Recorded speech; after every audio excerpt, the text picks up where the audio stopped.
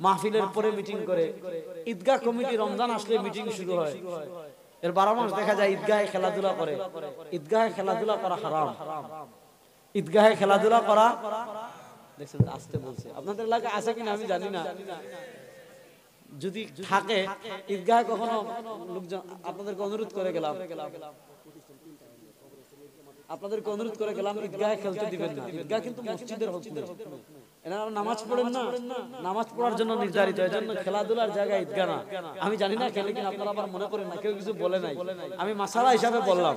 ঈদগাহ কিন্তু কি না, খেলার জায়গা না। তো যেটা বললাম, যখন ঈদ আসে দেখবেন কমিটির লোকজন, ঈদগাহের কমিটির লোকজন মিটিং শুরু।